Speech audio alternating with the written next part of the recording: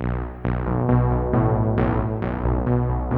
now, for your listening pleasure, here's Pulizzi and Rose, covering the week of media, marketing, and digital content news. This Old Marketing. Take it away, boys.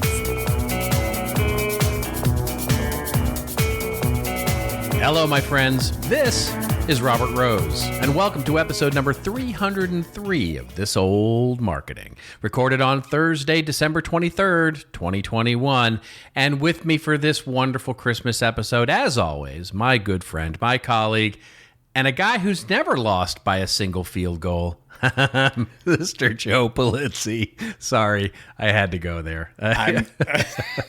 I can't believe you went to the depths and brought that out. It was, I switched back and forth between like 4 or 5 of those, and then I went, I have to. Yeah, I have to. So anyways, what people probably don't know we're talking, maybe some people do, but I was at the Cleveland Browns game. They played the Oakland, Los Angeles, Las Vegas Raiders. And it was wonderful because with about 3 minutes left. I think they're Liverpool these days, the Liverpool like that. Raiders. With about three minutes left in the game, Greedy Williams, one of our cornerbacks, intercepted the ball. We had a lead. Everything was great. I think we were up 14-13. Things are awesome. And I'm talking to Jim. Jim and I, he's right next to me, my good friend. We're talking about the Browns. And I said, do not give them the ball back. Like, you have to figure out a way to get a first down so that we can end this game with the ball. And what do? They run it 3 times in a row, get nothing, kick the ball, and then they lose on a field goal coming back. So I just am really frustrated because that's exactly how you lose a close football game.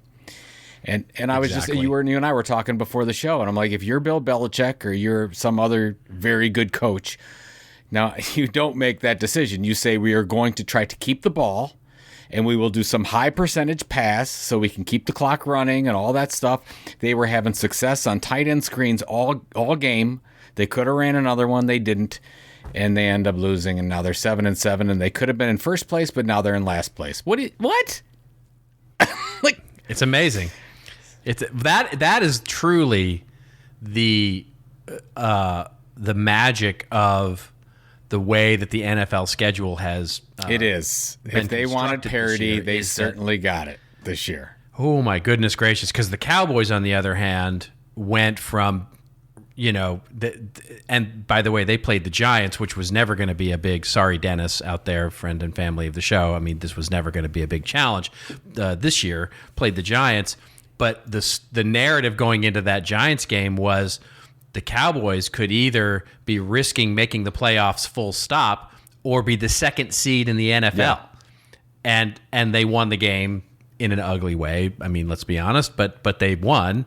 And now this week anyway, because the Buccaneers lost and because the Cardinals lost to Detroit, of all things, they are now the number 2 seed, which is just And you're in weird. the playoffs, correct?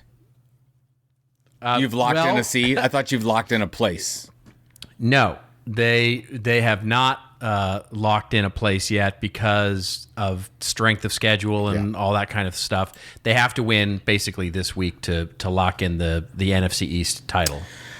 Well, yeah, I like your chances better than the Browns. And yes, theoretically, the Browns, if they win out, and even if they go 2-1 on the next 3 and end up 9-8, they still could make the playoffs. But honestly, they haven't played well enough to deserve it. If they get in, great. But it's been a frustrating year with all the talent they've had. They've underperformed. And I get it. They played so great last year. They won all those close games last year. And this year, they've fallen a little bit flat. So hopefully they won't tear up the entire front office and find a new coach like they always do, and they'll just say, "Okay, we had, we didn't meet our expectations, and let's go and try again next year with a healthy team." Because they had, did you know that they had 70? They didn't have 72 players, but they had 72 people out on COVID-19 last week. I don't know where they had all the extra players, but literally everyone was out. It's by the way, I don't know how it is in the hills, the beautiful hills of Los Angeles where you are. I don't know if you get COVID-19 there, but there is a lot of stuff going on here in Cuyahoga County. Cleveland. I think we have the third most cases in the entire country right now, or something like that. It's nuts. Yeah, it's crazy. It's this whole Omicron thing is just absolutely nutty. I'm ever hopeful. I'm ever hopeful that this is sort of the last gasp, as it were, of this thing, and that it's going to end up being not as bad, and hopefully by the beginning of the new year, it's going to hopefully start to fade away. But I'm making no predictions. I don't know what wave. I don't know what wave we're on. But obviously, exactly. Obviously, it was targeted at the Cleveland sports teams because both the Cavs and the Browns were down. I mean, basically, the Cavs couldn't even play their game because they were going to go with the water boy. But they didn't think they'd have a chance, so they postponed that game. It's just the whole thing is nuts. And I don't mean to be negative, but man, Bernie Borges sent me a note, good friend of ours and the podcast. He says, "I'm so sorry about the Browns." I just responded to him. I said, "I hate football. I hate it. I'm done. I'm looking for a new sport. I think curling. I think I'm going to be into curling." Or some other sport. You got any ideas for me? Whatever you got, I'm into it. I think maybe badminton would be a good one. My friend is trying to get me into pickleball, which has taken the country. Have you played pickleball yet? I love pickleball. The wife and I play almost every weekend. Are you serious? I didn't know you were a pickleball pro. Do you play? Do you play with Drake? Do you do doubles with Drake and Kanye? I don't think they're big pickleball fans. But you'd be surprised. I bet you Drake is. I bet you he pickleballs with the best of them. I don't know about that. I didn't know you played on a regular basis. I have a couple friends of mine that play same as you. They're in a league, and it's like a big deal. Yeah, it's. I love it. I absolutely love it. It's the wife and I play just about every weekend. We get out there and play, and we're not very good, but we definitely play a lot, and it's an amazing. How would you describe it for people? Because some people listening are probably like, pickleball, like what? So it's like tennis on a shorter court with a bigger racket and it's ping pong meets tennis. Okay, it's ping pong meets tennis. It's as slow because it uses what we in the States call a wiffle ball. So it's basically a hollowed out plastic ball. So it bounces nice, but it's also travels much slower. And so it's a shorter, smaller court than a tennis court. But the ball travels, and then you have wood, very much like big ping pong paddles as your rackets. And so it's great because it's like tennis, but you don't have to be nearly as skilled as you would in tennis to actually have a good long rally, because it's actually pretty easy to get the ball over the net. And then it comes down to finesse and putting spin and, all sorts of, it's just a fun game. Well, I've yet to play it. I have watched it. So I'm thinking 22, I'm going to give it a shot. Oh, you got to get into it. We've got friends that have been asking us to do the whole doubles thing. So I'm gonna give it a shot. I'll put away my golf clubs for 1 week, and I'll try the pickleball. So, yeah, there you go. Actually, I don't even know if you know, but a good friend of the show of mine, Carl Landau, he started his company called Pickleball Media. And see, he has a really good newsletter. It's basically for people that have retired. That it's called "I Used to Be Somebody." It's people that they're like big media. They were big in media, and then they went and retired. So he says, "Oh, how did you go on sabbatical? Did you try something new? Did you retire? What'd you do?" And then at the end of every one of his newsletters, he has a pickleball tip.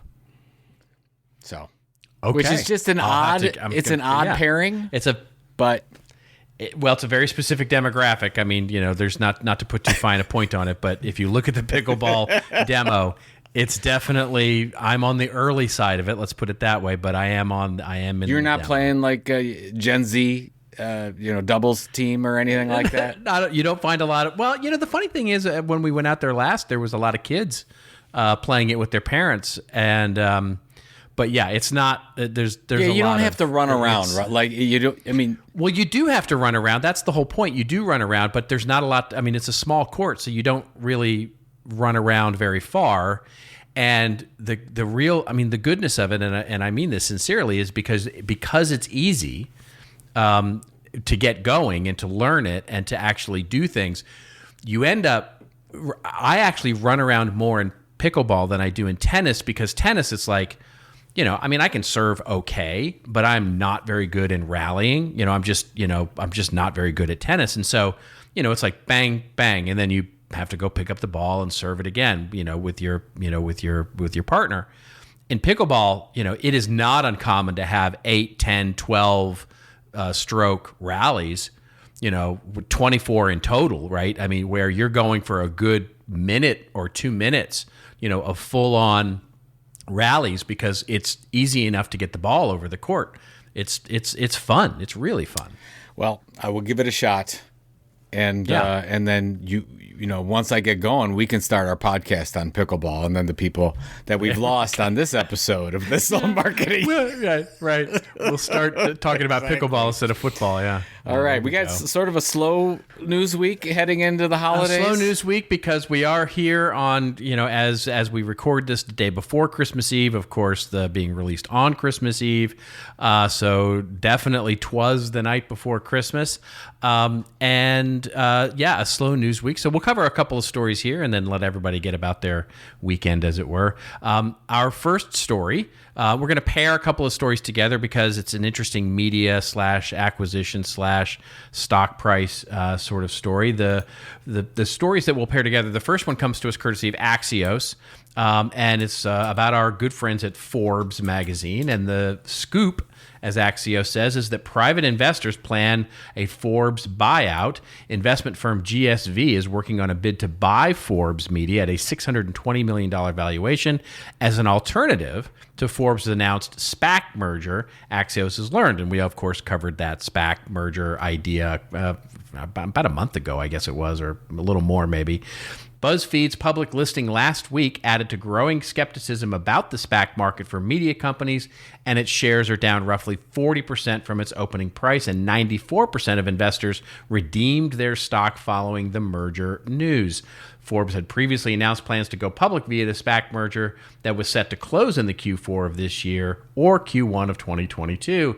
We're moving full steam ahead with the SPAC transition, says Forbes media chief, blah, blah, blah. But basically now there's this new entry from the GSV asset management group that is looking to perhaps just basically buy the company up. And a lot of this has to do with the second story that we'll pair with this, which is that Buzzfeed, which, by the way, went public on a SPAC merger, is already suffering because of it. Shares of digital media company Buzzfeed, and this story comes to us courtesy of CNBC, dipped Monday after briefly spiking on its first day of public market trading after merging with a SPAC company. The company's stock trading under the ticker BZFD closed down 11%. So plans for the merger with the 890 Fifth Avenue partners were first announced in June, and then they went. So basically, they fell on their face in this SPAC thing, which seems to be losing a lot of luster these days.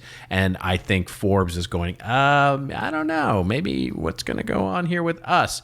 So I definitely have a take on this with media and SPACs, generally speaking, but I would love to get your take on this, Mr. Pulizzi, and what you think. We've covered special purpose acquisition companies for a while now, ever since the beginning, and there's some really good ones and some that kind of stink a little bit.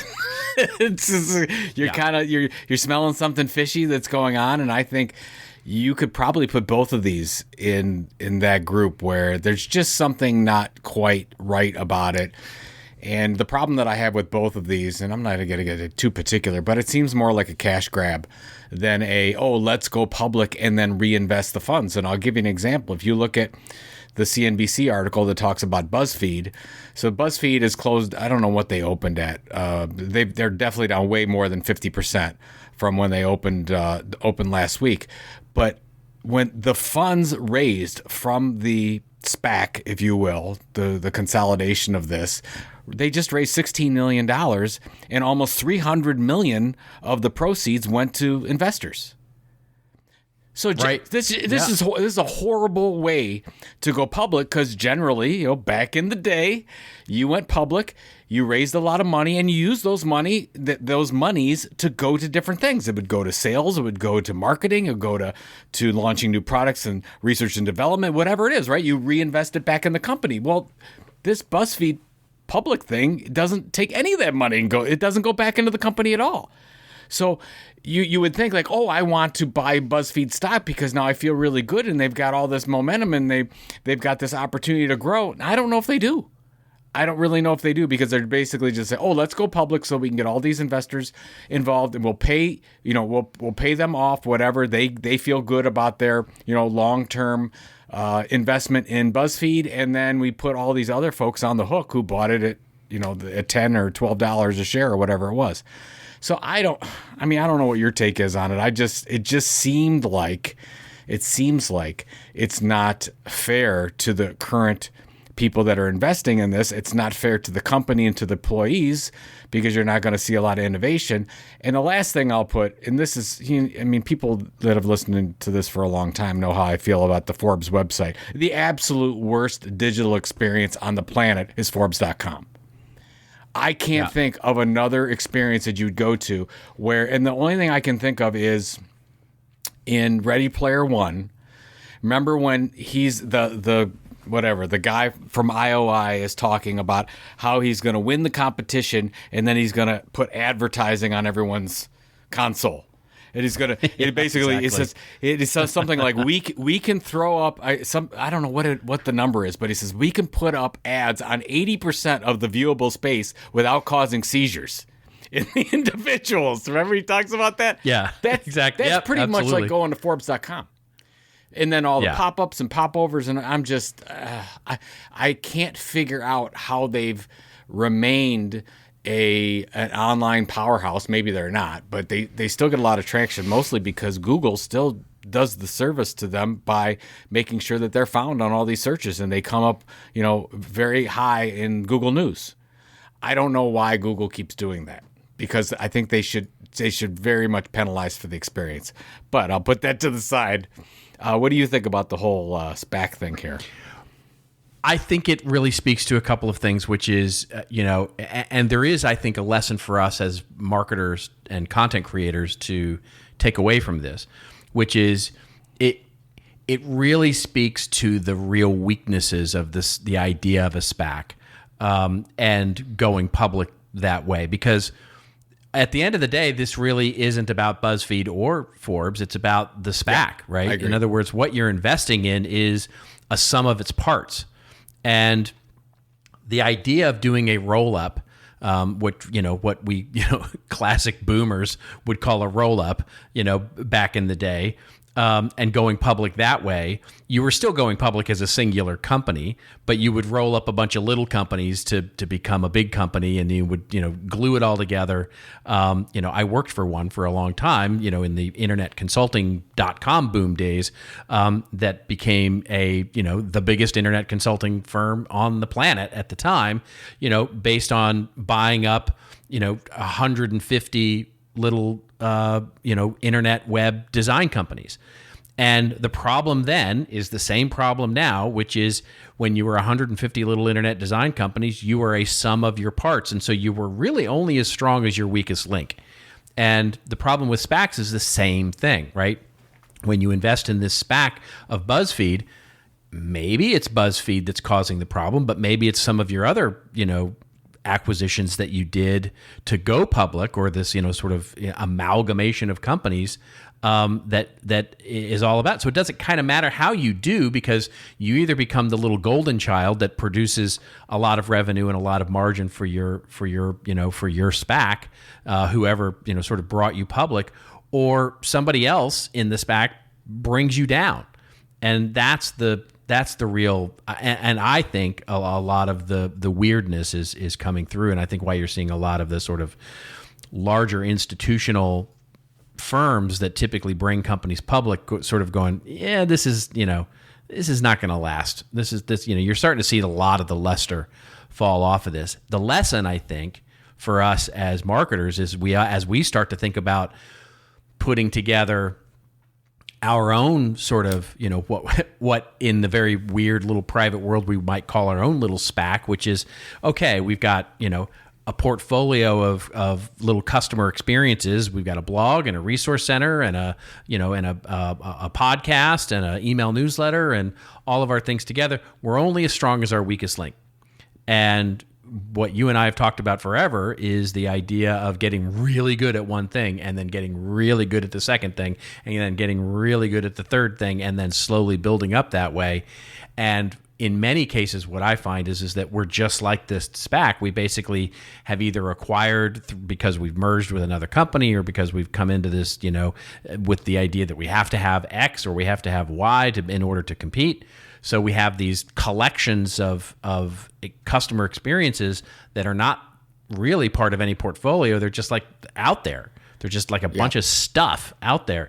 And it ends up looking like this. It ends up looking like what BuzzFeed's going through right now. It's like BuzzFeed's probably doing very well, but they're part of now something that they weren't part of before. So they're not getting judged on their own. They're getting judged as a collection of things. And that's what customers do. Customers look at us as a collection of things, not as any one kind of like a Franken-mess. Is that kind of what you're saying?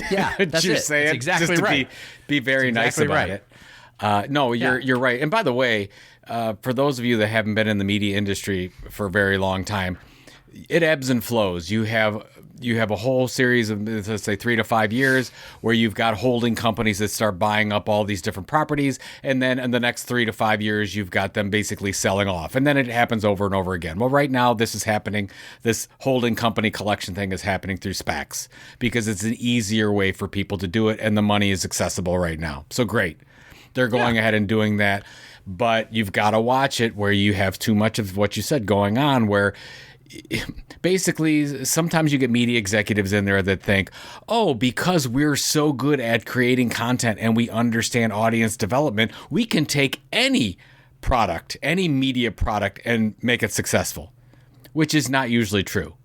You think, oh, we have our special sauce about how we gain a subscriber and how we monetize that subscriber. Well, generally, when you have too many disparate properties going on, it's just nobody knows what they're doing anymore. There's no focus. It's very hard to be great at anything because you're just mediocre at all these different industry areas and you just become another media holding company. And the world does not need another media holding company.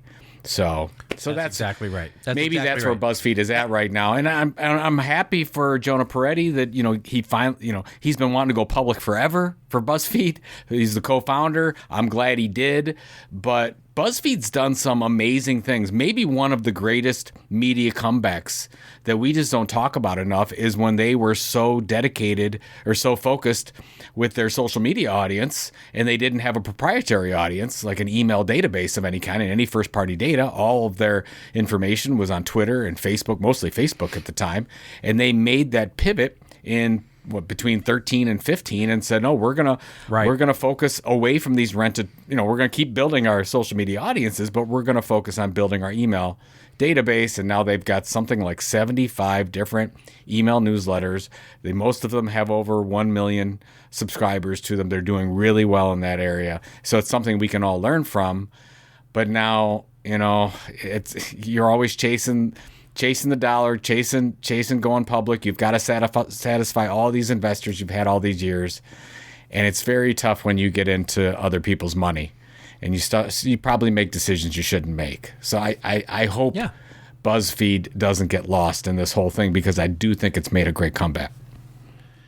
Agreed. And we've talked about it ad nauseum on this show, the amazing things that BuzzFeed has done in the way of let's not forget that come 2013, 2014, everybody was like, BuzzFeed is dead. It's going to go away. It's going to fail, yada, yada. And they pivoted hard into that email newsletter idea and building their proprietary audience, and then pivoted again hard into e-commerce and building out products and building out a whole ecosystem of being able to do shoppable content, and have succeeded wildly as an integrated platform of product, commerce, community, audience, media, as a media company. And then on paper, this whole roll-up thing looks to make sense, right? Advertising agencies have done this for years, right? Where, yes, a common infrastructure, a common finance, a common this, a common that, but it's never quite that simple. It's just not. I've not seen an industry where it's quite that simple, where you get all the benefits that on paper seem to make so much sense, right? Oh, we'll just acquire a bunch of media companies and we'll go public as a holding company and everybody will benefit because the costs will be spread out over all those things. Well, no, it doesn't. It just never works out that way. It doesn't, unfortunately, work out as perfectly in reality as it does on paper. And I think this idea of SPACs are now, we're seeing that. And that's the lesson we can all take away from this, is that there's a benefit to having a real focus. I'm going to share this one story just because I think it's very relevant. But when I first started in media, and we would meet, the publishers would meet with the chief executive officer and the executive team, they always started with, "What's your strategy? Who's your audience? What are your plans? What are you thinking? What are some of the new developments? Tell us about what you know about the industry and what's going on." And that's how it started. And I love that. It was very exciting to be in those meetings to just talk about what's going on, especially with the audience. How is the audience changing?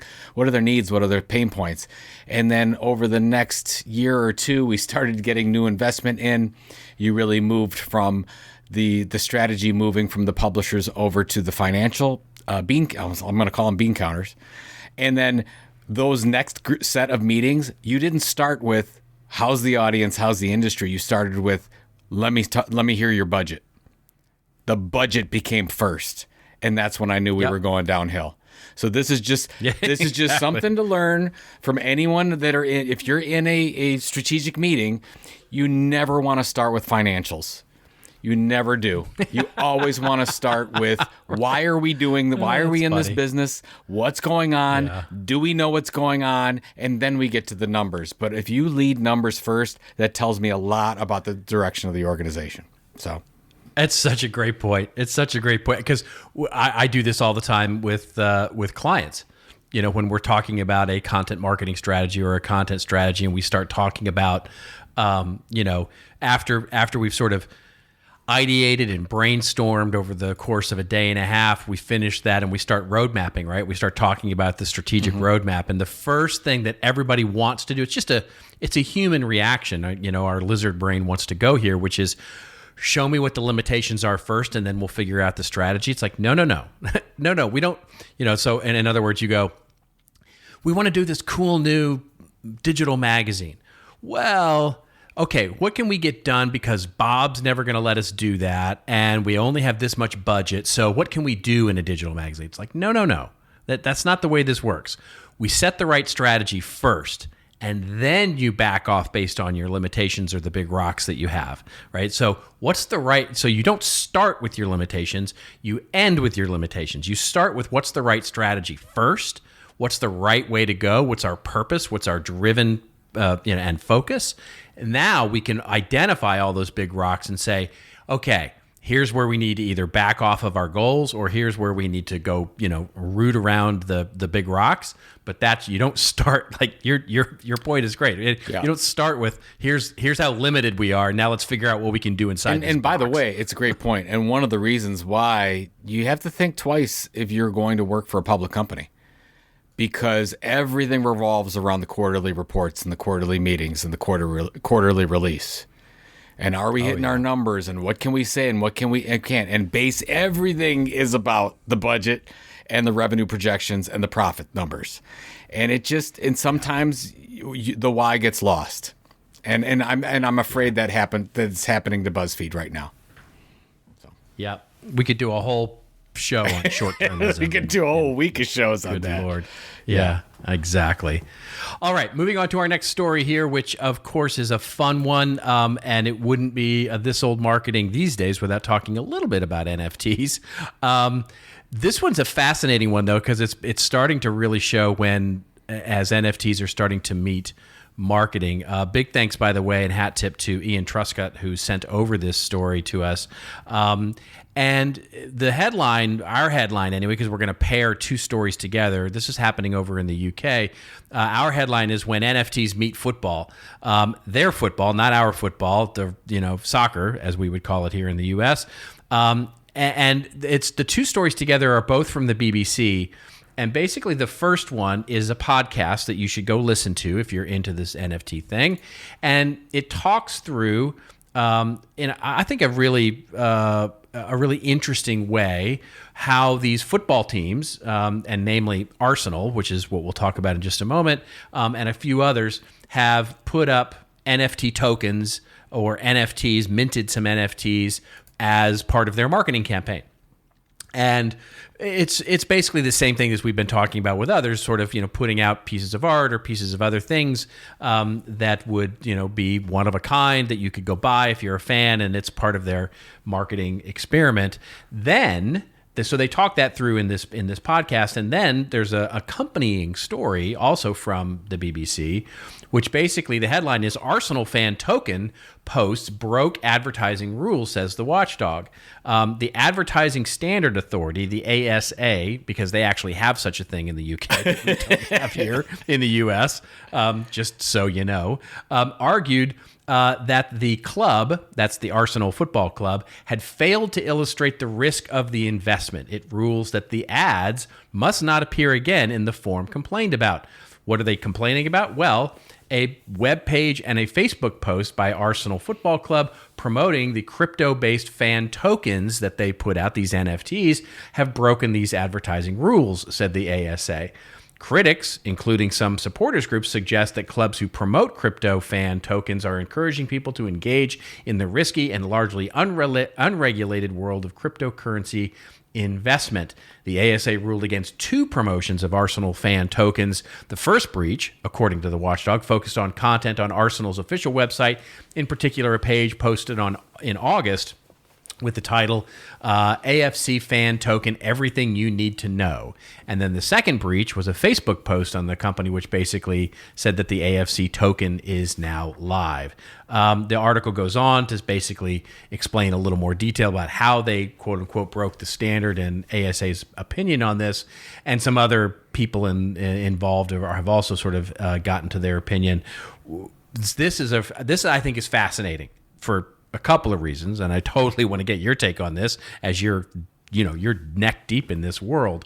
But the fascinating thing to me here is that this is sort of the pendulum of this idea of issuing NFTs as marketing experience, sort of coming back in an interesting way that we've certainly not seen here in the States yet, but I think we will in the coming year. I absolutely think in the next 6 to 9 months, this is going to make a lot of headlines in the United States, and it's already doing this in the UK. I think everyone needs to know where we're at right now when it comes to social tokens, NFTs, whatever the case is. Right now, let's just look at European football. Right now, I think every team is sponsored by an online gambling site. Significant money. I'd probably say if there's one category that supports European football more, I don't know of it. Rather, maybe airlines is one, because of course Arsenal's got Emirates Air. But if you look at what doesn't everybody have exactly Emirates Air? But if you look around the pitch, as they say, as to the advertisements that are going on, a lot of them are online betting. That's kind of where we were, 3-4 years ago? It's like, so it's very similar to what's going on with NFTs and tokens. They're like, oh, it's unregulated, we can't do it, whatever. Well, they worked out all those details. And now today, they go ahead and everybody's got online gambling. It's just interesting to have the Advertising Standards Authority come out and say, oh, you're failing to illustrate the risk of an investment, when literally half the advertisers for these football clubs are online betting. And they're not doing that much education on, hey, you might lose all your money. And that's all they want a little statement at the bottom of this that says, hey, you might lose all your money. And should Arsenal and everyone else put disclaimers on and say, look, you may not recoup any of your funding from this? Sure.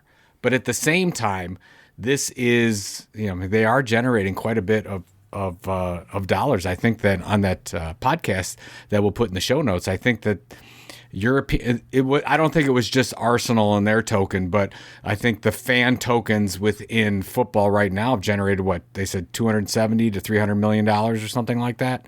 Whatever the number was, it's significant enough.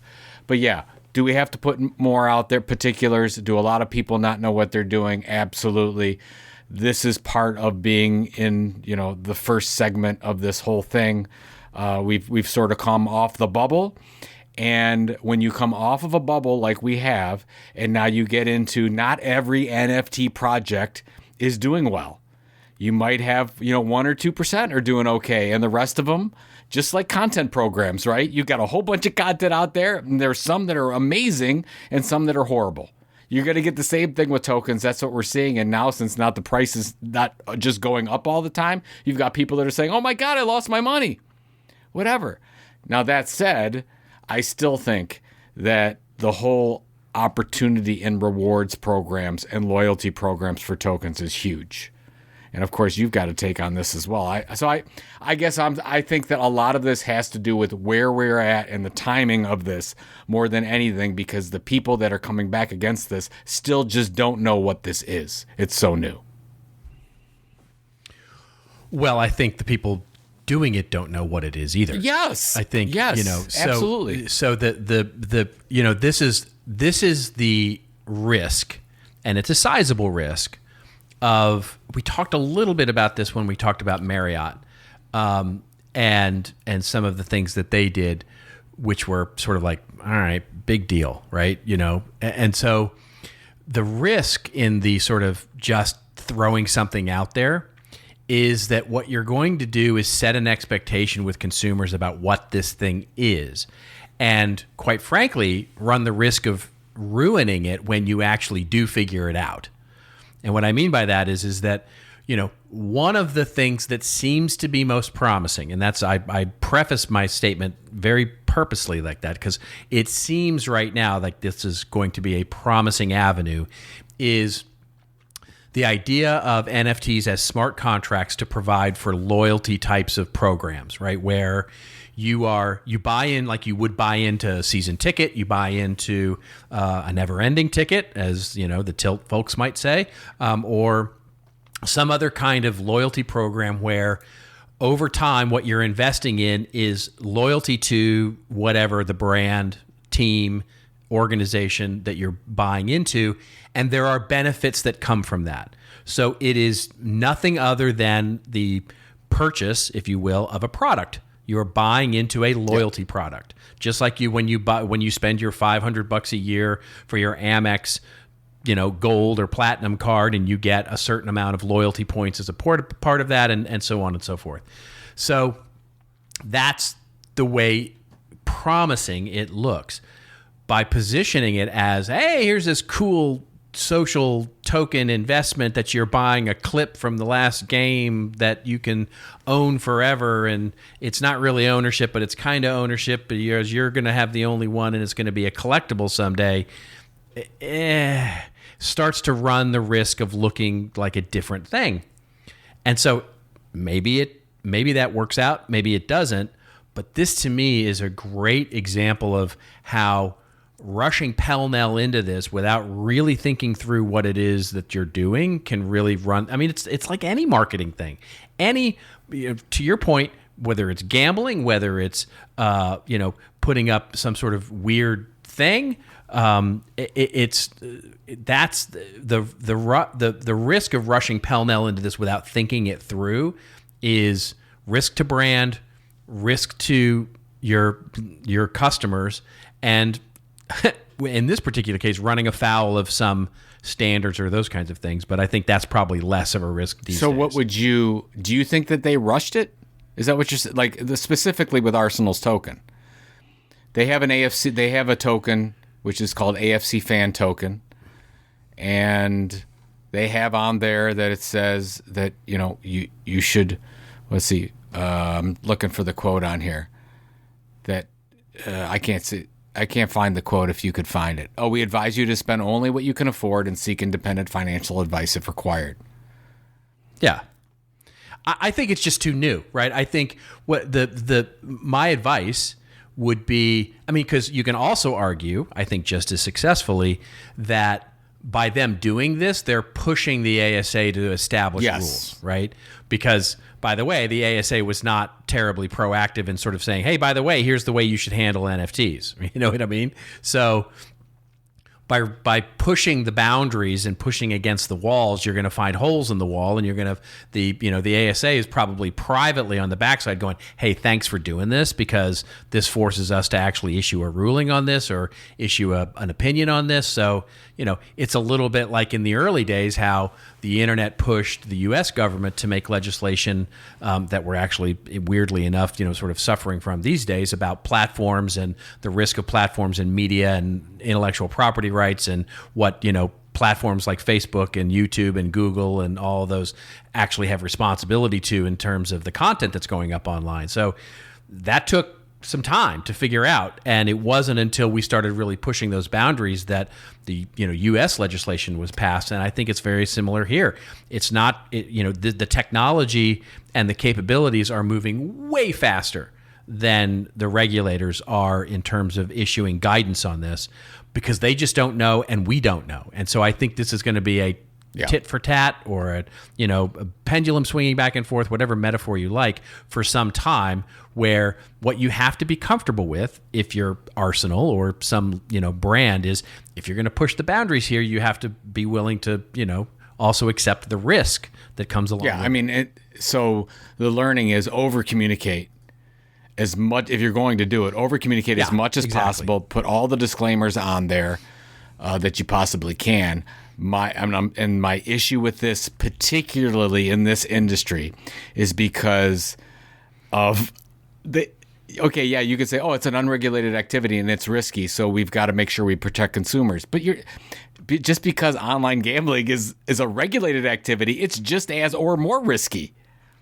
So is it the unregulated versus regulated? Like, what exactly does that mean?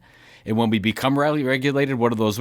And we don't know. We might not even have any type of regulation, like real, here are the rules for the next year. We might not know, or more, because it's moving so slow, because everything in the industry is moving so quickly. So the regulators can't catch up. Right. And I think everyone in crypto right now would say, yes, sure. Right now you could say crypto is very regulated, but the rules keep changing, and you've got different people coming to the table with, it should be this way, it should be that way. You've got political issues in there, and I think that everyone just wants to know what the rules are, especially in the U.S. So exactly, yeah, exactly. And I think it's going to take running afoul of some of them in order to determine what they are, which is a weird way to say it, but it's almost like you got to break it before you know what's right. You know what I mean? You got to sort of push against the walls a bit before you know what's actually going to be, what's the right decision to make there, because the mistake you don't want to make is to start to put regulations and rules around things that inhibit innovation and good change. It's a very hard, when it's this new, it's very difficult to know. The challenge with all of our sort of institutional folks who put regulations to things, that includes governments and certainly industry, arbiters, those kinds of things they often move much slower than it's just funny. I just thought about this, but I remember back in, in the bubble of, what was it, 2000, 2001 of internet stocks. I remember there were a lot of financial advisors out there saying, oh, no, it's the internet stocks are risky. Like, you be careful. And they were at the time, because nobody knew what was an internet stock and what wasn't, and all this kind of stuff. And then now, 20 years later, literally every company is an internet stock, is a technology company. Look at the, whether it's Amazon, Apple, Google, Facebook. They're most of the S&P 500 today, those types of companies. We're talking about the same thing with crypto right now. Oh, like what's a crypto company or crypto tokens and what should we get into? What shouldn't we? Who's involved in it? Well, right now you got a very small percentage, but in the next few years, every company will be involved in it in some way. Exactly. So yeah, exactly. We got a long way to go. It's the same. I mean, yeah. actually, not. I mean, it seems to be moving a lot quicker than the internet stock thing did. That's what I was telling a financial guy the other day. I think I mentioned this on a previous podcast, and he was saying, "Oh, crypto. It's too risky." And I'm like, "Do you even know when you say crypto what you're talking about? Do you even like when you say if I say blockchain, do you know how companies are using? Because most innovative companies right now are trying to figure it out and trying to use it in some way. Well, that means in 2 to 3 years, you're going to have the most innovative companies in the world doing something substantial on the blockchain in some way. So then your investing thesis will have to change at some point. Anyways, it's an area of frustration on my part. The Browns and financial advisors who crap all over crypto and they don't know what they're talking about. Those are really two. They're the same pretty thing, much the same. Yeah, it's the same type of people. Anyways. Yeah. Okay.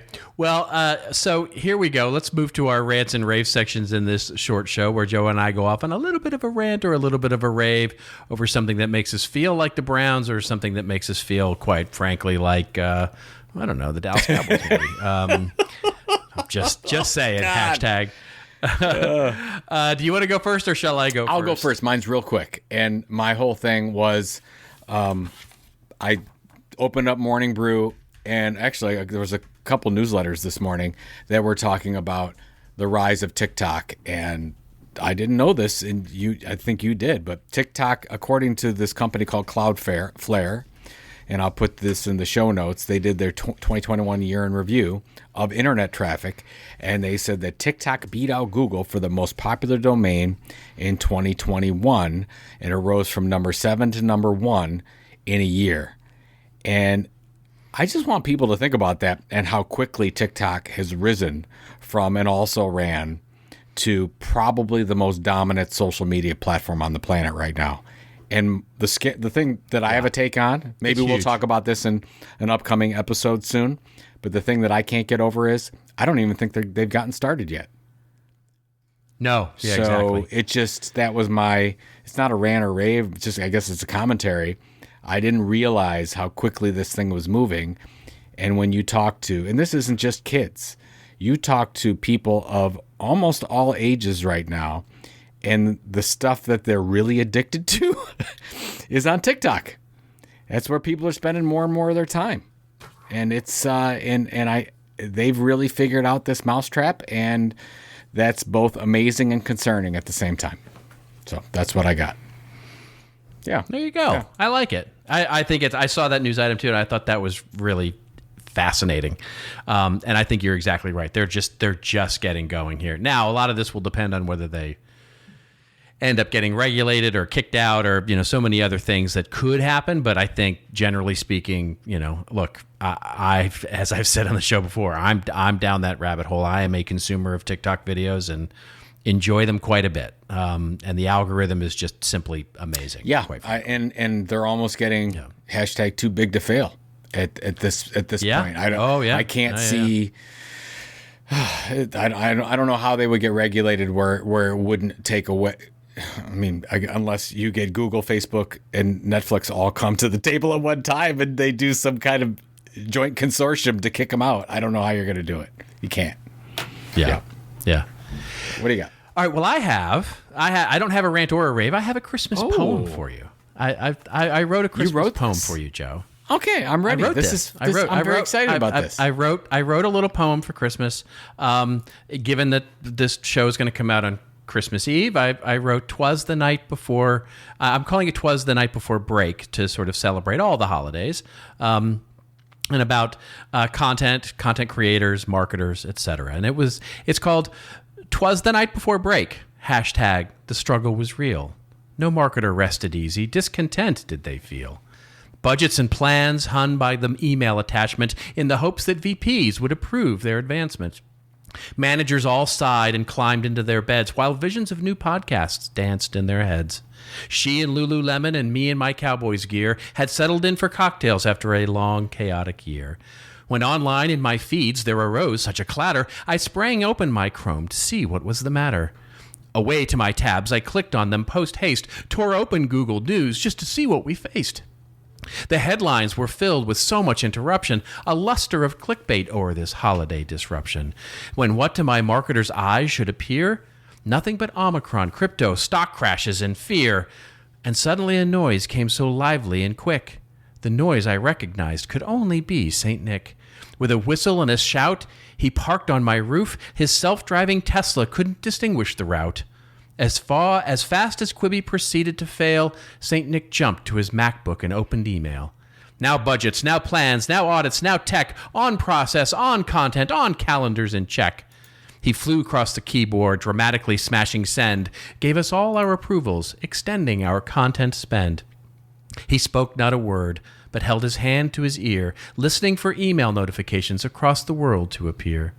Then laying his finger aside his nose, he winked and said, "Tell it well, Robert Rose." St. Nick sprang to his Tesla and gave me a quick wave, then turned and confided, "Some plans even Ryan Reynolds can't save.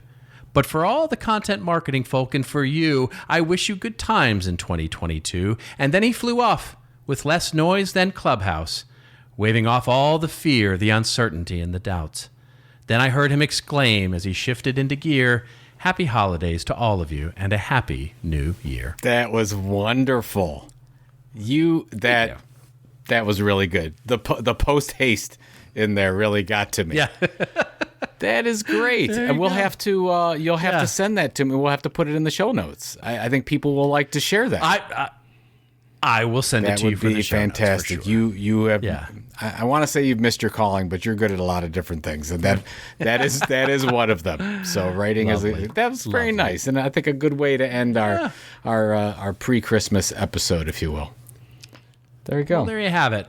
Well, have a wonderful and Merry Christmas, my friend. And we'll speak next week, but all of that is all good. I hope you and your family have a absolutely wonderful time. Will. The same to you, and the same to all of our wonderful listeners out there. We appreciate that we still have listeners, and we're thankful for that going into the new year. So I'm very, very thankful for all of our wonderful community, and it's been now over 300 episode ride. So looking forward to a good 2022 as well. I am indeed. I am as well looking forward to a great 2022. And thank all of you, as Joe just said, for listening. We will be back next week. So we're not stopping this train. But in the meantime, if you want to get all the goodness of this podcast show notes as you dive into your Christmas turkey or ham or whatever you're doing, or any of the other 302 episodes, well, just get on over to our website at thisoldmarketing.site. Remember, everybody, hashtag us up on Twitter, the hashtag #ThisOldMarketing. We'd love to get your story ideas in for 2022. And until we meet again, Merry Christmas to all of you. And remember, it's your story to tell. Tell it well. We'll see you next week on This Old Marketing.